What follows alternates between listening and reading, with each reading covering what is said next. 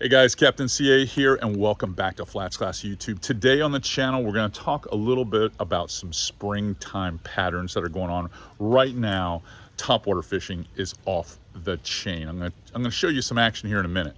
But what we're talking about is a little used plug that doesn't get used as often as it should in inshore fishing, and that are these chug style or popping style walking baits. I'm telling you right now, if you're not using it, you're not reaching your full potential as a top water angler. I'm telling you that right now.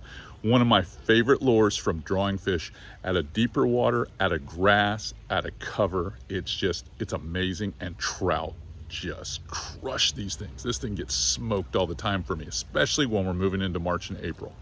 So if you're looking to add a little bit more game to your topwater stuff, stay tuned. I'm going to go down to the shop. You go watch the action, and I'll be back in a minute.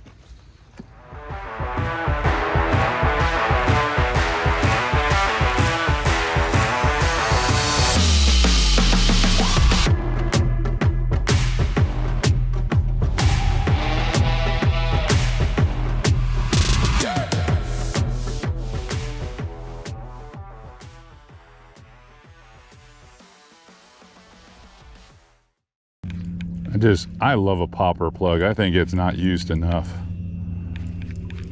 I always believe it's one of the best topwaters or surface baits you can use, just because the cadence can be so changing, ever changing throughout one retrieve.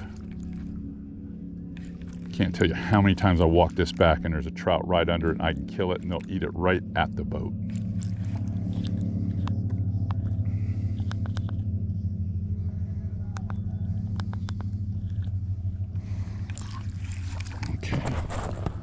Another cast out here to the left.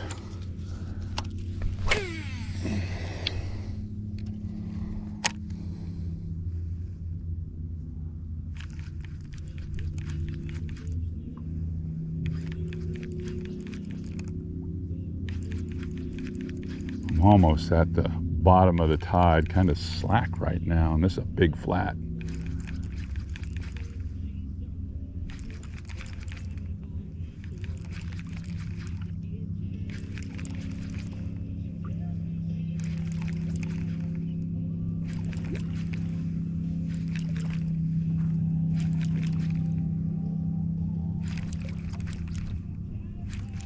Makes you wonder what they think it is. I think they think it's a pinfish or a finger mullet that's just struggling on the surface.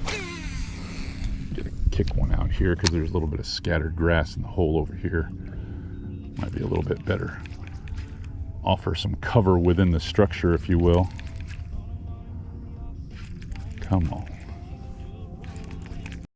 What a strike. What a strike. Man, that's incredible. I mean, I'm gonna have to put the poles down on that one. That trout came out of that hole. I mean, and he ripped it. He ripped that topwater. That's what I'm talking about. You start fishing these popper type topwaters, guys, you're gonna catch some big trout. I mean, that was a vicious strike.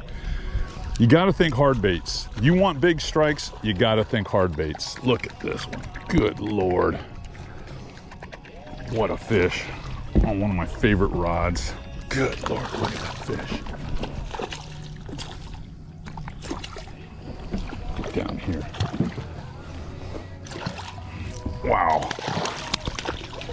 That is a fish. I barely got him too. I got to see how I want to grab him. I don't really care if he gets off, but that is a monster. Fat girl trout right there. And just try to gently lift her in. Look how big and fat she is.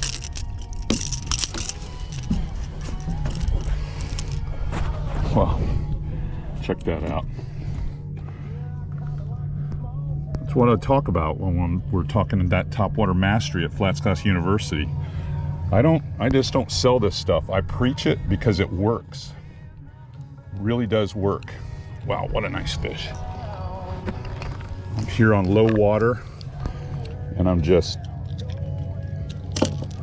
mashed all those barbs down. Look at the size of that trout. Just look at it. Ooh, that's a big fat 18. Look at that belly there. Get her back in the water. Off she goes. But exactly what I'm talking about. Fishing baits like the Papa Mullet, this is what gets results. You know, I'm working this on a short piece of leader. As you can see here, leader's only probably about 15, 16 inches long. I'm throwing it actually on 30-pound diamond.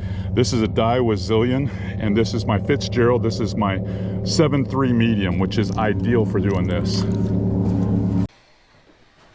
Okay, pretty good action. What did you think about that strike?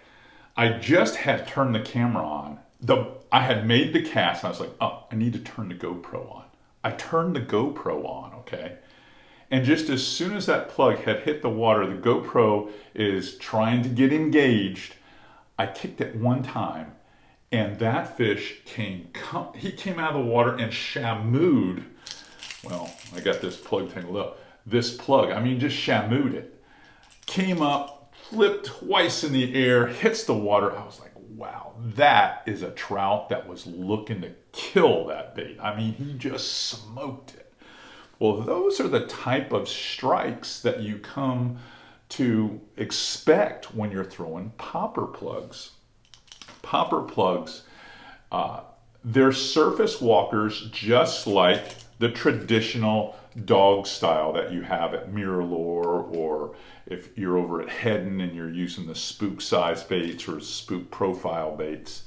But the topwater category is so big and expansive with floater divers, with slurp baits, with ploppers, with just the popper. I mean, there's a ton. And that doesn't even count the soft baits that you can throw as topwaters.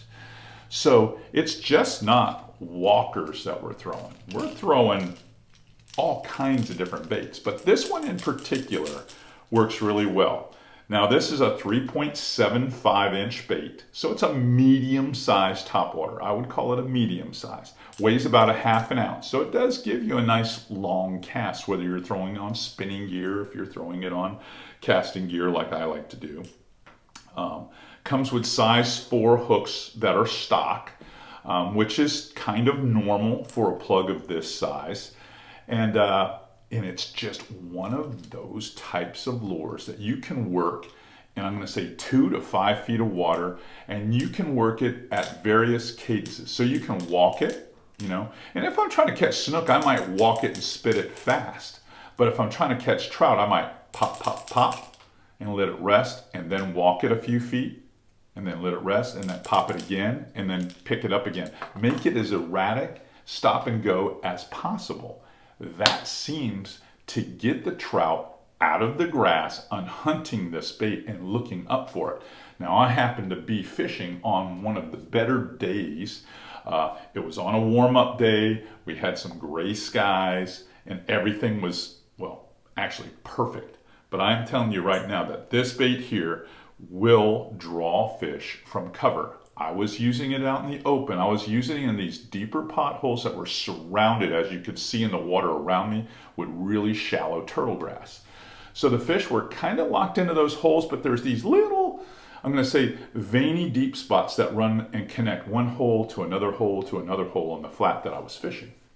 So I was fishing a lot of that. And then, unfortunately, we have a lot of prop scarring that goes on here on the Nature Coast, just because we have so many mud boats and so many people that just irresponsibly run props when the water's too low in that shallow water. So they've torn a lot of it up. But those prop scars are what we call wheel ditches. These fish use those wheel ditches. And lots of times I'll pole along or even run my move down one of these wheel ditches, and I'll see the trout sitting in them, and caught a lot of fish sight fishing that way. But when you're thinking of popper plugs, think that this bait makes enough noise to draw fish out from under docks. I use this, I'll line up on a mangrove shoreline and I'll make a cast, and I'll let it line up right parallel with the shoreline, and I'll pop it and walk it right along the shoreline. It does a fantastic job of pulling those fish out. In many cases, in docks and mangrove shorelines where I have enough room, I'll throw it up there tight to the edge and let the current or the wind blow the plug up underneath in the shade line and then work it. And some explosive strikes on both snook and redfish in that situation. But I've got to admit, if any of you have used popping corks before, you already know trout respond to sound followed by action. And these popper plugs absolutely deliver on those trout. There's just no doubt that they do that. And Mirrolure makes such a high quality plug.